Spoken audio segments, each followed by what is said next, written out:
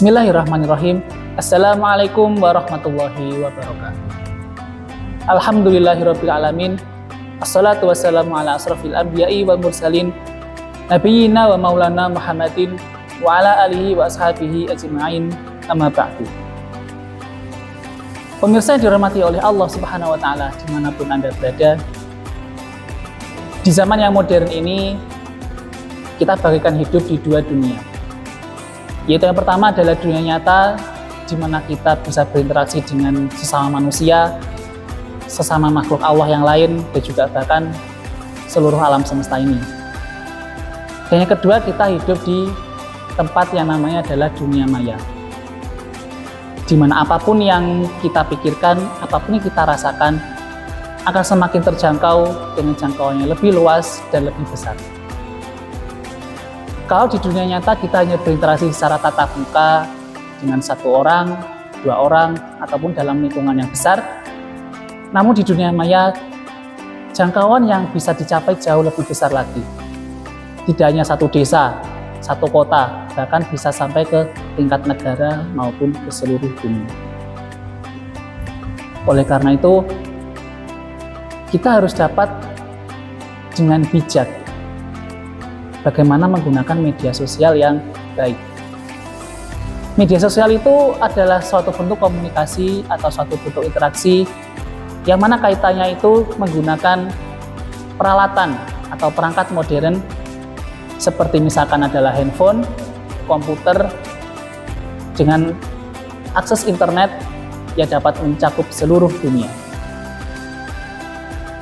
Namun tahukah Anda bahwasannya media sosial seperti Facebook, Instagram, WhatsApp, YouTube, dan lain sebagainya itu adalah representasi atau cerminan dari lisan kita, hati kita, dan juga pikiran kita. Hanya saja semua itu diutarakan melalui ketikan yang nanti juga akan dapat tersebar di seluruh dunia. Nah, karena jangkauannya itu lebih luas lagi, kita perlu dengan bijak memanfaatkan media sosial ini agar dapat memberikan banyak manfaat dan banyak keberkahan baik untuk diri sendiri maupun untuk orang yang lain. Jangan sampai apa yang kita sampaikan itu dapat menimbulkan kerugian ataupun kerusakan bagi siapapun yang melihat atau mengakses media kita.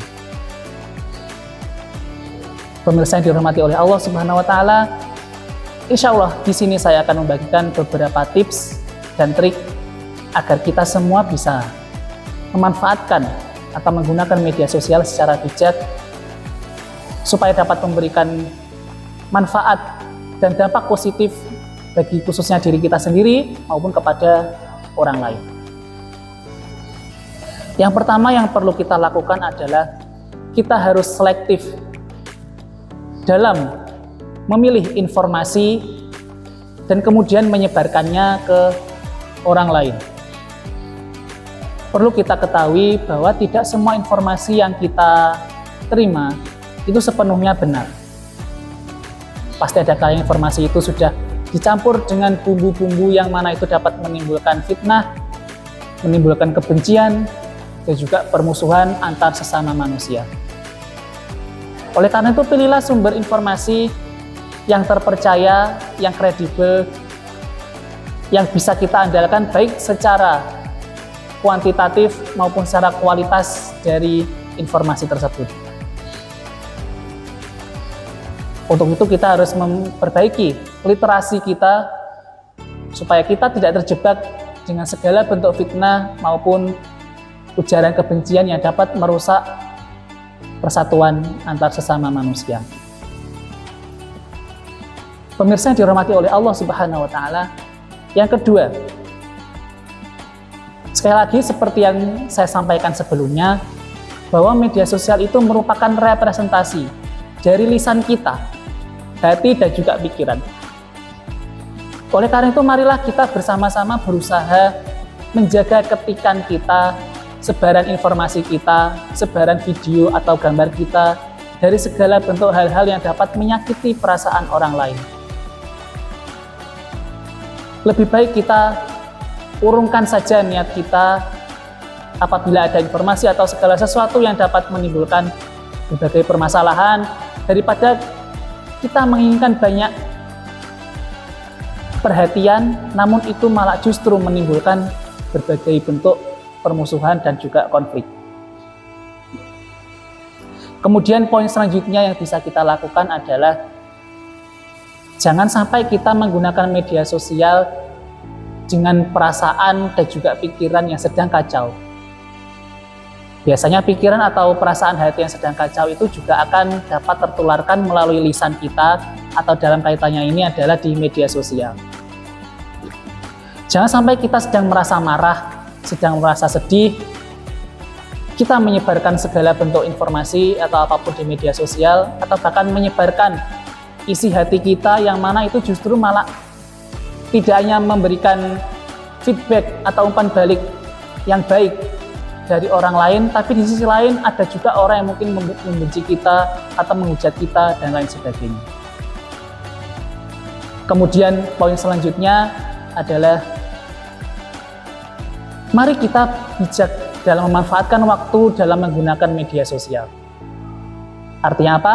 Jangan sampai waktu-waktu produktif kita, waktu yang seharusnya kita gunakan untuk belajar, untuk bekerja, untuk bersosialisasi, dan membangun koneksi dengan manusia yang sebenarnya hanya kita habiskan untuk berjam-jam di depan laptop, di depan komputer, di depan handphone, sehingga kita tidak menimbulkan atau menghasilkan sesuatu yang bermanfaat.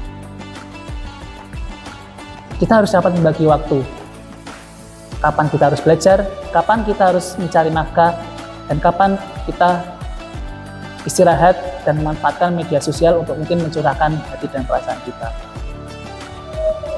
Kemudian poin terakhir yang bisa kita ambil adalah perbanyaklah zikir dan juga mengingat Allah Subhanahu wa Ta'ala.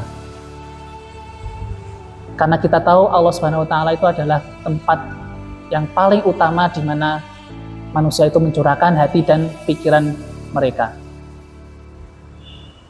Sampaikan apa yang kita inginkan, apa yang kita harapkan. Utarakan keluhan kita itu semata-mata hanya kepada Allah.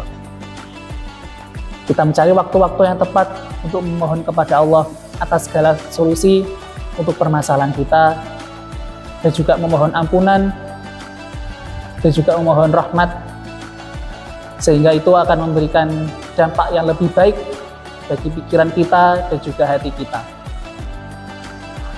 Karena sesungguhnya sebaik-baik pemberi pertolongan, sebaik-baik zat yang mendengarkan,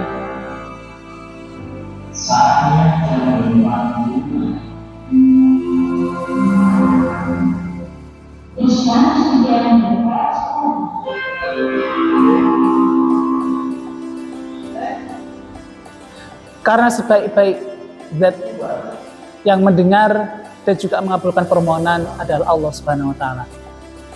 Mari kita bersihkan kita, tatanya kita untuk berserah diri dan tawakal hanya kepada Allah Subhanahu wa Ta'ala. Itulah beberapa kiat-kiat atau tips yang bisa saya bagikan kepada Anda semua supaya kita terus dapat menggunakan media sosial secara bijak dan tanpa menimbulkan mudarat bagi diri sendiri maupun orang lain. Sekian yang bisa saya sampaikan, kurang lebihnya mohon maaf. Nasrun minallah wa fathun qarib. Wassalamualaikum warahmatullahi wabarakatuh.